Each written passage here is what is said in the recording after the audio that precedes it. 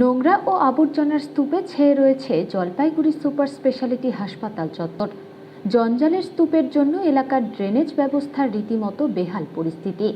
এজন্য সামান্য বৃষ্টিতে জলমগ্ন হয়ে পড়েছে হাসপাতালের গেট থেকে শুরু করে গোটা এলাকা।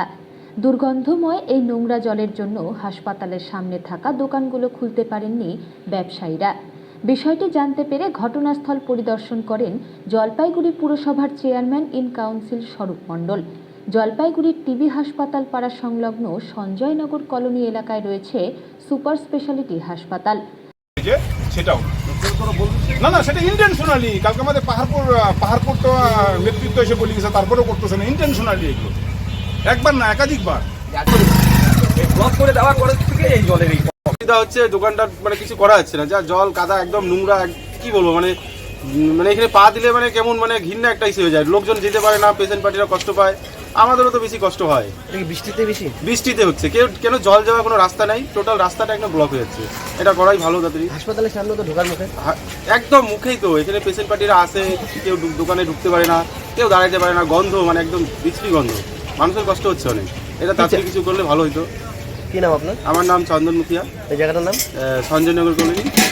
এই 2 দিনের বৃষ্টিতে আমাদের এই 10 তলার সামনে টোটাল দোকান বন্ধ হয়ে গেছে, রাস্তায় জল জমে গেছে। এই সামান্য বৃষ্টিতে বন্যার মতো পরিস্থিতি, সব দোকান দেখেন জলে ডুবে আছে। দোকান খুলে নেই না কি করে দোকান খুলে? এখানে তো আমরা নিজেরাই দাঁড়াতে পারি না, কাস্টমার দাঁড়াবে কোথায়, যাবে কি করে? খাওয়া দাওয়ার দোকান এগুলোর মধ্যে জল এরকম নোংরা অবস্থা কি করে সম্ভব হয়? কোনো মতেই সম্ভব না। তো কি কারণে এটা ড্রেনের? আমাদের এইখানে ড্রেন নাই, সমস্যা সবচেয়ে বড় হচ্ছে ড্রেনটা আমাদের এইদিকে মুখ আটকানো, এইদিকে কোনো ড্রেন নাই, কাজে জলটা বের হয়ে যাবে সেরকম কোনো রাস্তাই নেই। এই অবস্থায় আমাদের দোকান পাশার বন্ধ, সংসার চলা নিয়ে খুব অসুবিধার মধ্যে পড়ছি। তার মধ্যে আমার একটা চোখ খারাপ, এই চোখ নিয়ে এই অবস্থায় দোকানদারি করে খাই। এখন জলের জন্য দোকান করেও খাইতে পারছি না, খুব বাজে পরিস্থিতির মধ্যে আছি। এখানে কতগুলো দোকানদার হবে মোট? সব মিলে এখানে কত দোকানদার? সবার টোটাল মোট 53টা দোকানদার আছে। তার মধ্যে জলের তলায় বেশি অসুবিধা। জলের তলায় এখানে মোটামুটি 20টা দোকান আছে। এই লাইনে টোটাল তো দোকান বন্ধ সামনে। হ্যাঁ 20টাই হবে।